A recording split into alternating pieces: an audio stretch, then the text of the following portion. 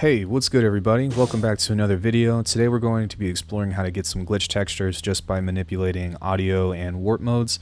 But before I get into that, I just have a quick announcement. For one, I'm probably going to be taking a hiatus on uploading to YouTube. That doesn't mean that I'm stopping by any means, it just means that I need to kind of take a break and reassess some things and kind of like work on balancing my other parts of life, if that makes sense. And I'm also ending the Patreon. I want to let you guys know that for anybody that's subscribed, that's commented, that's interacted, that has shown any kind of support whatsoever, I just want you to know that I'm really grateful, and I hope that I have shown that to you all, because I couldn't have gotten this far without you. With that being said, I'm still going to kind of continue to work on all of the creative endeavors and stuff as time allows. The biggest way that you guys can help me support this channel, honestly, is just by liking and subscribing and then commenting on the video. And then if you guys find something that might be useful or valuable to you on my website, then feel free to make a purchase. But again, don't buy it if you don't find it valuable. You know, the things that I sell are more so just because I think that they're something that will be useful to you all, as opposed to trying to make a buck or two. Private lessons are still available as well, though they are $35 an hour across the board. I will always make time for those kinds of things, and that's a huge help, but I'm not pushing that. It's just if somebody is seeking. So without all that out of the way, let's go ahead and talk about some cool things that we can do with the warp modes in Bitwig, because it has some unique features compared to something like Ableton or FL Studio. I think FL Studio actually just had a new update that has some cool live stuff, and I don't know what that is, but it sounds neat, so maybe you can do that in FL as well, but that's beyond my knowledge base for now. So, two main modes that I want to talk about today are Stretch, HD, and Slice. The other ones are fine and they work and stuff, but I find that you can get the most versatility out of these two. So let's go ahead and actually just take a look at this drum loop right here.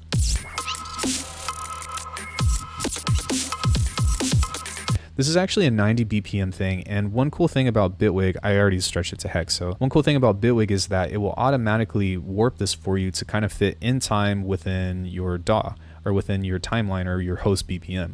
And the reason why that's so cool, even though it's not perfect, is because it really helps set up creating usable rhythms whenever you start to do stuff like this, especially when you start messing with the rates. I know that Ableton's beat mode will actually slice things into a transient, but the stuff that you'll find on here will help you see that it's a little bit different in the way that behaves. For example, if I come onto here and I kind of leave this where it is, and I change this into transients only mode, then it's only going to play at the onsets, which is kind of like the beats mode. And then I can also set a particular rate if I want to.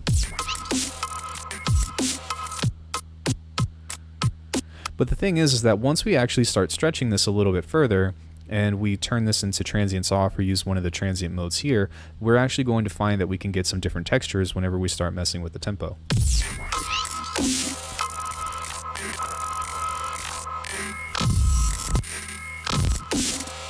So one thing that I want to make a point out here that is really important to me is that Stretch, HD, and Slice mode are actually kind of similar to texture and beats mode together, but they behave a little bit different. But the thing about Stretch, HD, and Slice mode is that for me, whenever I'm actually making kind of glitches and stuff, is I'm always looking for impacts. And while the source material is important of, say, stretching out a kick or so, if you use something like a whole song or bass or something like that to where it actually has a pitch bend on it, then you're going to help emphasize some of those impacts, especially when you mess with some of the rates. It might not seem like it, but the rate actually does change even though we're not messing with the transients at all. So for example, just kind of listen and see if you can tell the difference.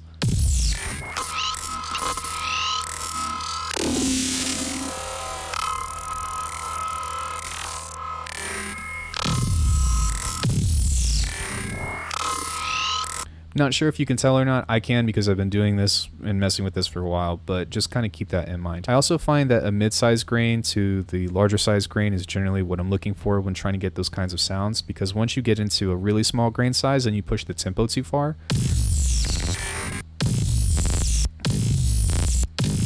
then sometimes you can kind of get into that kind of like buzzy territory of pushing a waveform out too far to where it's just like only playing back a really small grain. So just keep that in mind. So the next thing that I want to talk about is the Slice mode. This has a few more features that we can kind of look at, and sometimes you can get some interesting results that are a little bit more unconventional. For example, instead of the grain size, we actually have a granular and ping pong kind of like tail mode. So let's go ahead and listen to it without, and let's pull this back down.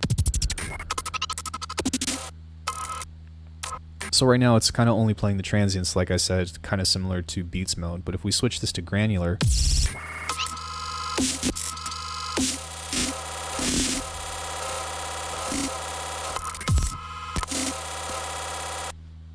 let's go ahead and try ping pong.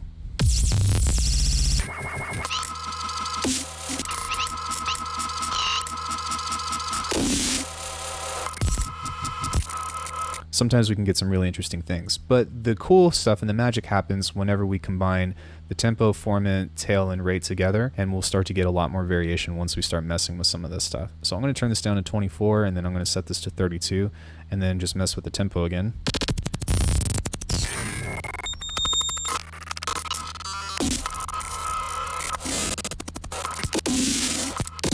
Let's try 1/16.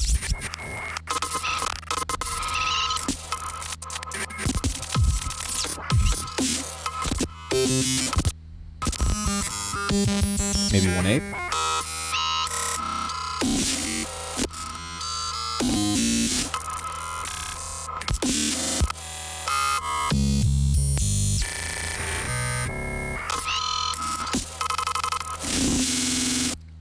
And you can start to see that just by manipulating this in such a way, we can end up getting some really interesting things. Now, why would you do this versus throwing this into the sampler and putting it on texture mode? There's not really a reason why, to be honest. It's just a matter of your workflow preference. And to me personally, I find that this can be kind of fun with manipulating unconventional audio, especially if it's something beyond a drum loop, like maybe a whole song or some cool bass layers, or even some of that stuff that I've been making videos about recently with creating glitches in phase plant. But the cool thing about this as well is that while the stuff that I'm showing you isn't brand new and I didn't make this up by any means, it's a cool way to approach sound design in a really easy way for one. But when you start to combine it with some of the other glitch things that I've shown in the past, we can end up getting some even more interesting results.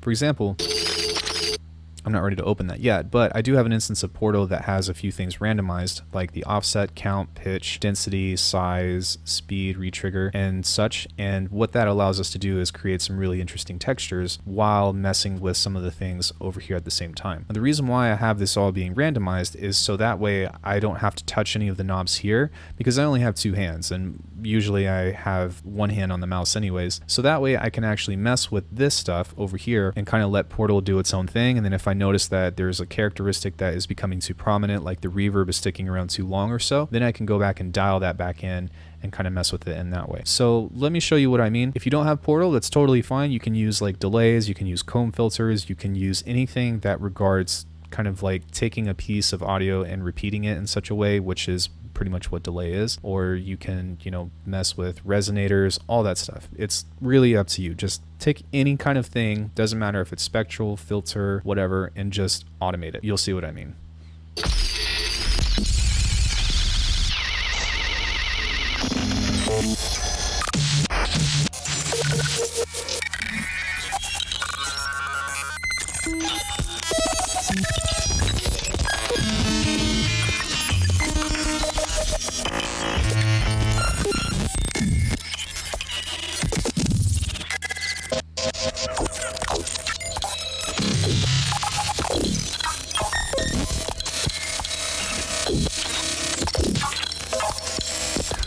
Heck yeah. So that's just like a brief introduction to some things that can be super interesting, and the amount of things that you can change on here are relatively limitless. You might notice that I do have an OTT on here. That's just to help boost the sound and stuff. You don't have to do it, but it does make a big difference. But what happens if you know, duplicate a billion portals that are doing the same thing and you kind of run everything through in that way? And it's just another one of the reasons why I really like using the randomizer, because I can kind of take all that stuff and do some neat things with it. So in context, once you have something that you like, you can set this to a resampling channel, as I've done here, and just set this to record.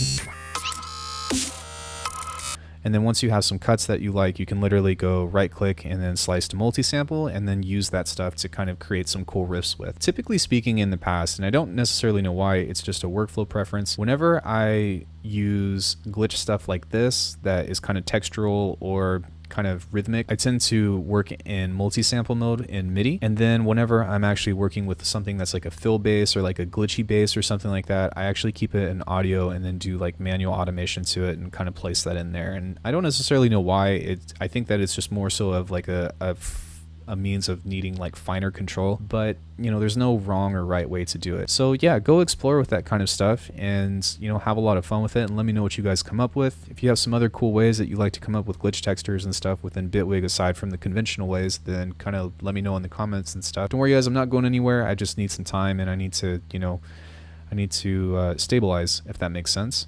And I will see you guys in the next video.